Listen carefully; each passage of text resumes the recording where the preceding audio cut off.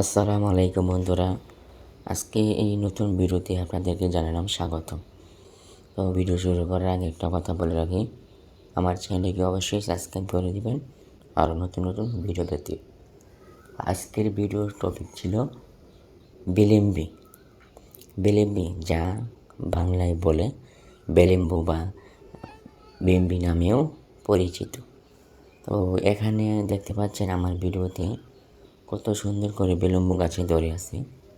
তো আজকে বিলম্ব নিয়ে কিছু কথা বলবো, বিলম্ব কতটা উপকারিতা। তো এখন যাই শুরু করতেছি। বিলম্ব কামরাঙ্গা পরিবারের অন্তর্গত অত্যন্ত টক ও ভিটামিন সি সমৃদ্ধ একটি ছোট লম্বাটে সবুজ ফল, যা বাংলায় বেলেম্বু বা বিম্বি নামেও পরিচিত। এই ফল কাঁচা অবস্থায় দারুণ টক হলেও আচার, চাটনি, ডাল, মাছ যা মাংসের সাথে রান্না করলে টক ভাব কম গিয়ে চমৎকার স্বাদ দেয়। এই ফলটা খেতে এতটাই স্বাদযুক্ত, যা এই ভিডিওতে আপনাদেরকে দেখাবো। ভিডিওটি স্কিপ না করে পুরো ভিডিওটি দেখতে থাকুন। তো স্বাদ ও ব্যবহার, এই বিলম্বুর গুণগত কেমন সেটাই আজকে বলবো। অত্যন্ত টক, তবে রান্নার পর এত স্বাদ সম্পূর্ণ বদলে যায়। এটি দিয়ে চমৎকার আচার, জ্যাম, চাটনি এবং টক মাছের তরকারি তৈরি করা হয়। আরও কত গুণগত পুষ্টিগুণগত অনেক গুণ রয়েছে, যা ভিডিওতে বলবো। এই এই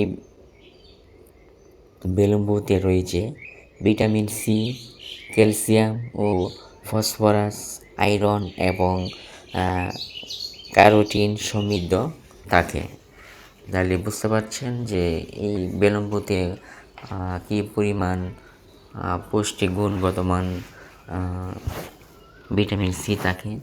তো এই কামরাঙ্গা আমাদের আমাদের গ্রাম অঞ্চলে প্রায় সবার বাড়িতে আছে। তো বিশেষ করে প্রচুর পরিমাণে দেখা যায় সিলেট অঞ্চলে, কারণ সিলেট অঞ্চলে কোনো কিছুই অভাব নেই, সবই আছে এইখানে ফল অনেক ভালো, অনেক উন্নত জাতের মান ফল ওইখানে উৎপন্ন হয়।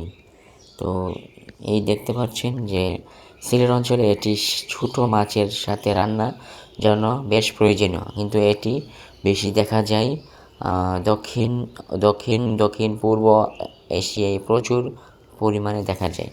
তো সবাই ভিডিওটি দেখুন আর আমার চ্যানেলকে সাবস্ক্রাইব করে দেবেন। তো আজকে ভিডিওটি এখানেই শেষ করছি। সবাই ভালো থাকবেন, সুস্থ থাকবেন, আর আমার ভিডিওটিকে সবাই দেখবেন, সবার কাছে শেয়ার করে দেবেন যাতে সবাই দেখতে পারে। সবাই আমার ভিডিওকে শেয়ার করে দিবেন। তো আজকে এখানেই শেষ করে নিলাম।